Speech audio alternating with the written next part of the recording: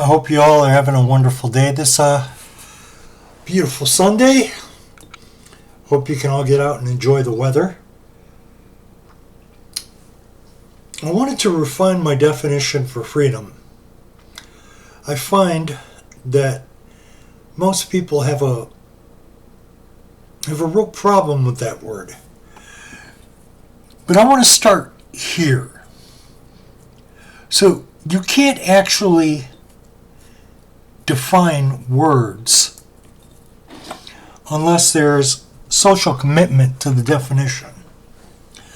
And where a lot of legislators have a real problem is that they forget as they're writing legislation, the language changes.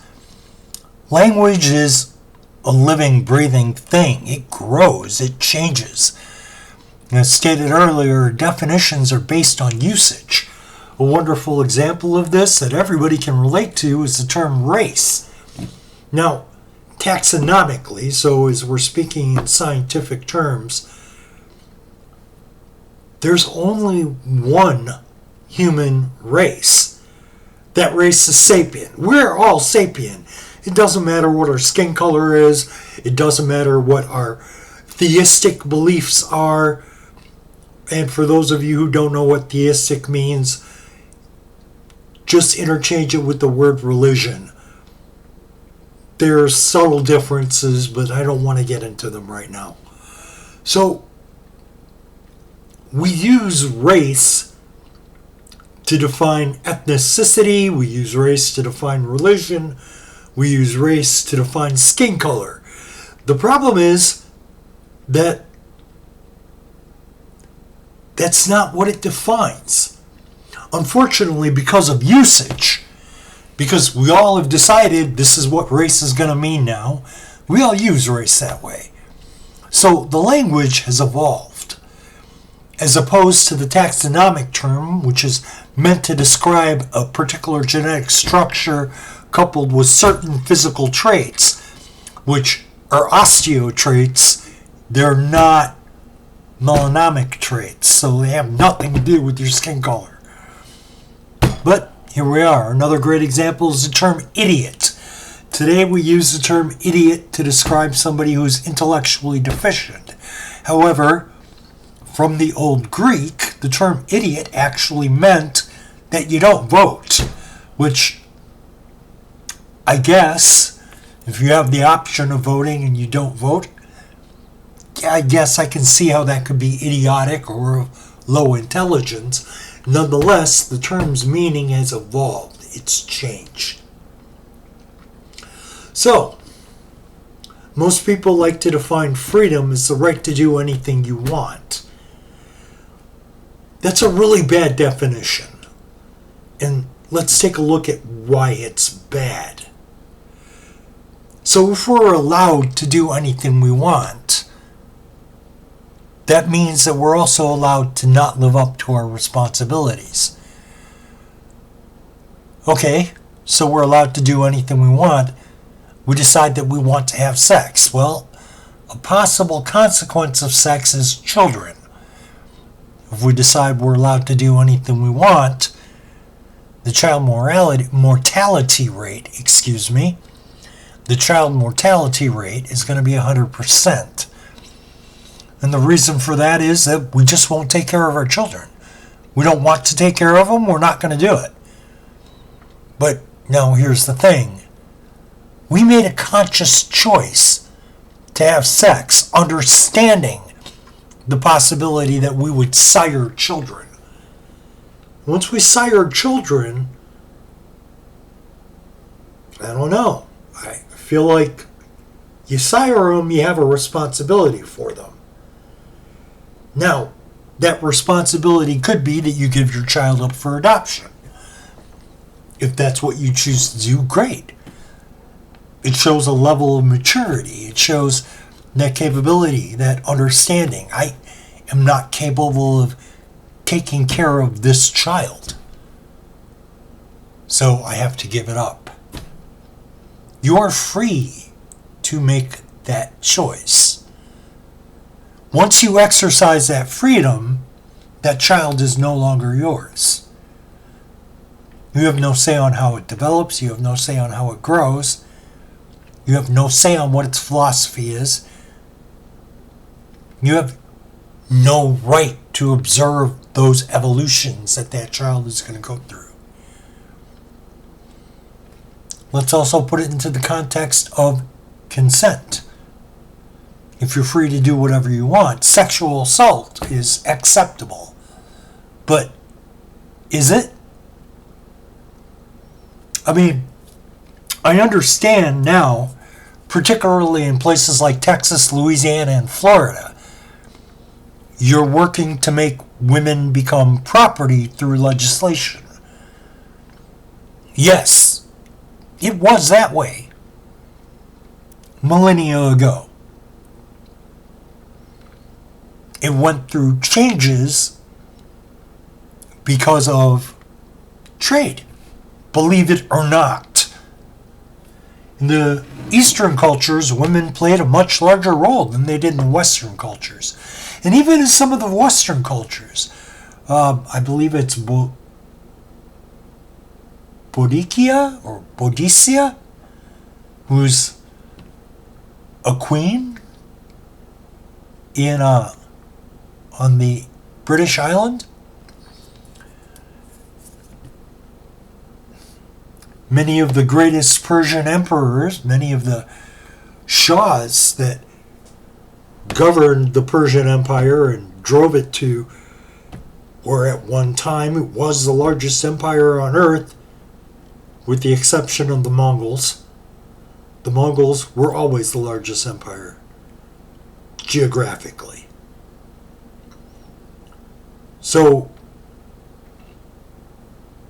I think I need to clarify that statement. It doesn't belong here, but yes, in terms of geography, in terms of square kilometers, the Mongols ruled more of the world than anyone else.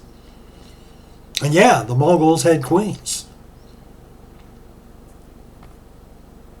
The Chinese had a lot of female emperors. The Persians had a lot of female shahs. Many of the African tribes, Ethiopia, the Somalians, the Zulu, there were women that headed up their tribes, and they were very successful. If you want to use the metric of financial, in the African tribes, the women did better. If you want to use the inclusion for the Persian Empire, again, the women did better. If you want to use military force in the Mongol Empire, with the exception of Genghis Khan, generally the women did better. Yet,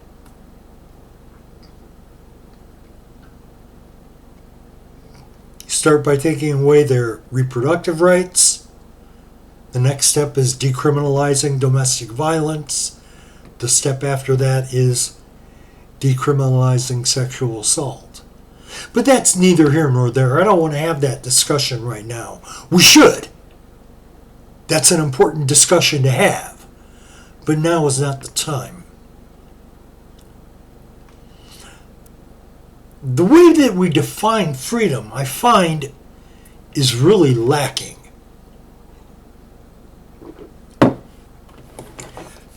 Generally, for most people, yes, in some groups you'll find it more so than in others, but you'll also find it across the board because it's a continuum, right? So, in every group, you have that group of people who are like, no, these are my beliefs and I'm not gonna compromise. Well, that's great. They're your beliefs. They don't have to belong to everybody. It goes back to the initial video I did where I actually brought up that idea of the right to exist. There's nothing new under the sun. There's an infinite number of beliefs. There's an infinite number of privileges. All of those beliefs, all of those privileges, they exist. And by their mere existence, They have the right to experience these types of freedoms. In American exceptionalism, we believe that our type of freedom is the only type of freedom that exists. And as a result, we're never going to have gun control in the U.S.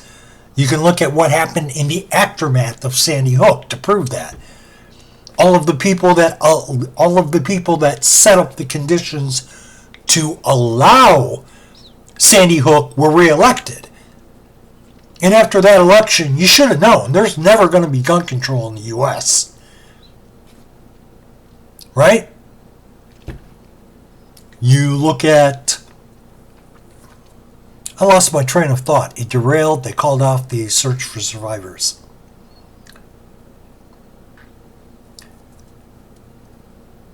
We define freedom incorrectly. You have to decide when you're choosing what your individual freedoms are, what privileges you choose to cherish. You have to decide what price you're willing to pay for those privileges. It's perfectly fine if you want to be one of those people that says, no, freedom is the right to do whatever you want. But understand, that only works in a universe with a population of 1. The flu virus has very different ideas about what your freedoms are. Streptococcus has very different ideas about what your freedoms are. Malaria has very different ideas about what your freedoms are. Cobra venom has very different ideas about what your freedoms are. Salmonella has very different ideas about what your freedoms are. Did you notice that I have yet to point out another human being in this list? I just picked viruses and bacteria. You want to eat? There's a possibility you're going to consume those viruses and bacteria. In order to prevent schistanosis, the Jews and the Islamic group decided that you're not allowed to eat pork. Makes perfect sense. If you don't want schistanosis, don't eat pork. The other option is you could cook it. But we didn't have fuel that could reach the temperature to kill schistanosis. So, when they made the kosher laws, when they made the laws of halal, it made perfect sense. So if you chose to be Jewish, if you chose to be Islamic, you gave up eating pigs. Because they couldn't kill the bladder. The cyst. That would later grow into a worm in a human body, they couldn't kill it. So it was just a better idea to not eat it. Shellfish allergies. We've had shellfish allergies since there were human beings. Since Australopithecus, we've had shellfish allergies. So what do? You just don't eat shellfish. Makes sense to me. Now, if you're not sensitive to whatever protein it is that people with shellfish allergies are allergic to, I don't see a reason why you can't eat shellfish. But if a large enough number in the seafaring tribe is sensitive to that protein, then yeah, it makes perfect sense to not eat shellfish. Especially if they're particularly sensitive to that protein. If you're deathly allergic to peanuts, me eating peanuts without washing my hands and shaking your hand, yes, it's very possible that I could put you into anaphylaxis. Now, I'm free to ignore that possibility. But if I like your company and I choose to ignore that possibility, how am I going to feel after I kill you? Notice I had no intention of killing you. It was an innocent mistake. But I did it. So, does that mean that I was free to kill you? No, I don't think it does. I think if you inform me of your peanut allergy, I have an obligation, with the understanding that I want you as an active part of my life, that when I'm around you, I have to be very careful about how I handle peanuts. And that's me exercising my freedom to enjoy your company. But notice, in order to exercise that, I have to limit my freedom. Now, I can hear a large group of people saying, yeah, but that's your choice. You're limiting your own freedom. Yeah, absolutely. I agree with you. But you know what? When I'm looking at something like the measles, which is fabulously virulent, it can spread through a population so fast that you can't stop it. I don't think it's a bad idea to require that everybody has a measles vaccine. If you can't, fine. But with 98% of the population around you vaccinated, it's pretty darned unlikely that you're going to get measles. But if only 50% of that population is vaccinated, 40% of that population is going to die off. The measles will kill them. So I don't think it's unreasonable to say, yeah, I'm going to require this for my population. I think in doing that, I'm actually expanding freedoms. In protecting the weaker, I'm expanding freedoms.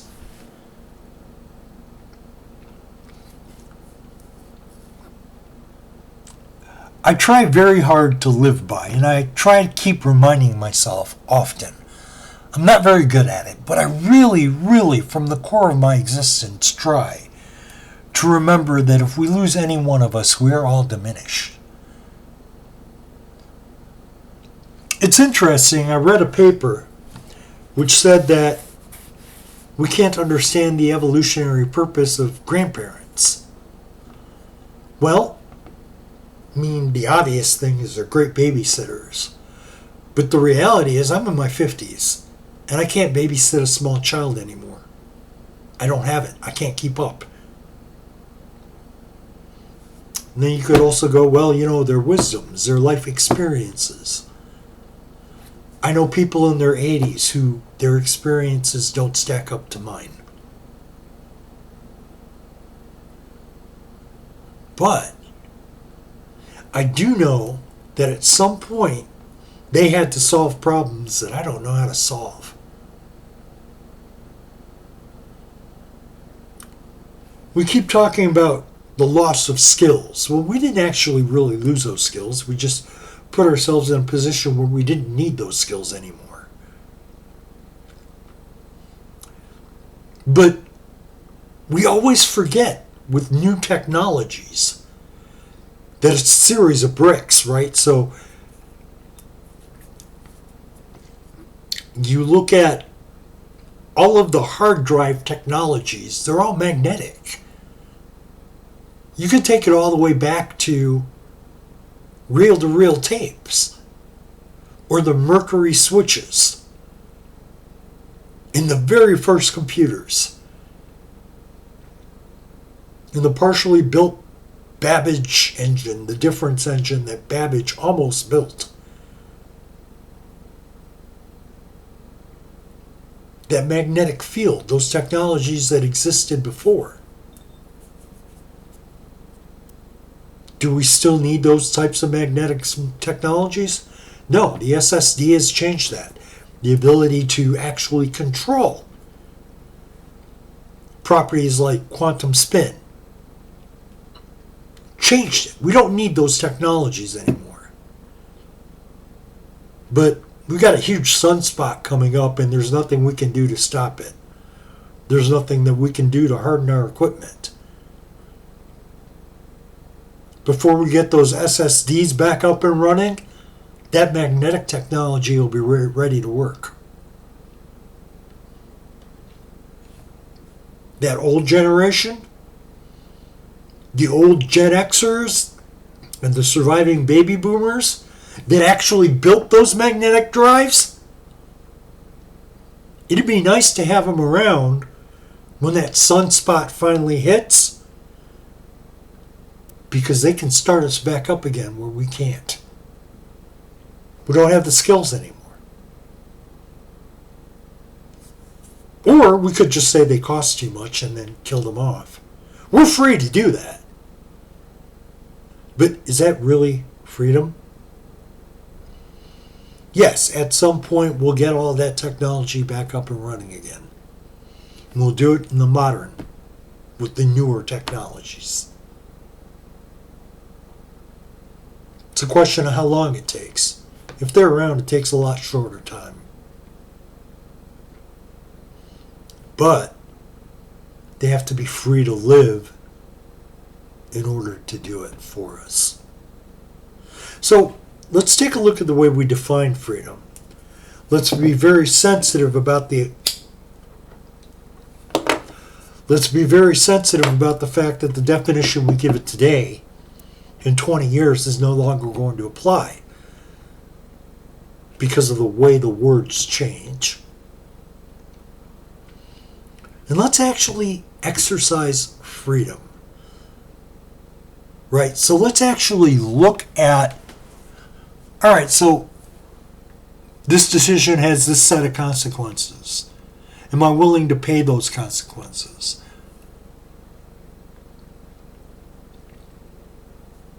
Not including this group means that I lose this set of skills, this set of philosophies. Am I willing to live without those philosophies?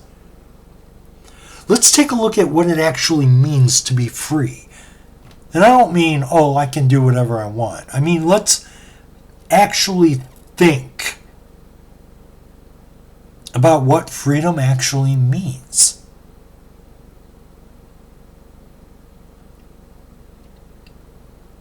You got money, you can pretty much do whatever you want, right?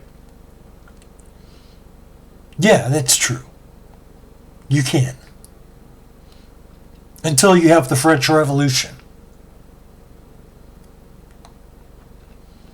Now, the way that we think about freedom is because the British Empire, which, again, make no mistake about it, the sun never set on the British Empire. There was a time when they could make that claim. The British Empire was actually geographically the most pervasive in the world. No, I didn't say largest. Geographically, the Mongols had the largest empire. But the British Empire, globally, was the most pervasive empire, which meant that they got to set up the rules. And their rules were feudal. You had a noble lord, the land belonged to the noble lord, and everything was a gift from the noble lord. If you're more comfortable with the monarchical if you're more comfortable with the monarchical terminology, you had a king. But the king would dole titles. And those landlords will give you a small amount of crop. The reason Western civilization is so big into alcohol compared to the rest of the world is because most of the crop that the feudal serfs got to keep was grain. How do you preserve grain for virtually indefinitely? You brew it into alcohol, generally beer. No, they quite literally created generation after generation after generation of alcoholic. Funny, but not really pertinent here. It's a discussion for somewhere else. So our ideas of freedom are actually set up around that. And I think maybe we should try something different. Because I'll tell you what, not speaking for everybody else, just speaking for myself, it doesn't work. I'm not the smartest guy on earth, but I'm pretty smart. And yet, every time I turn around, I feel like I'm failing.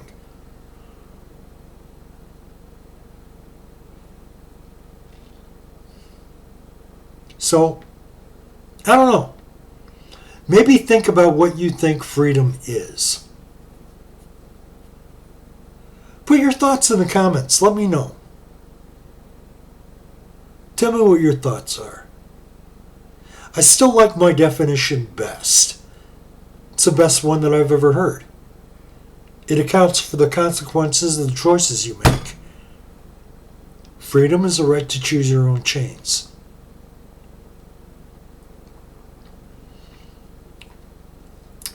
Alright, you guys have fun. I'll talk to you all later.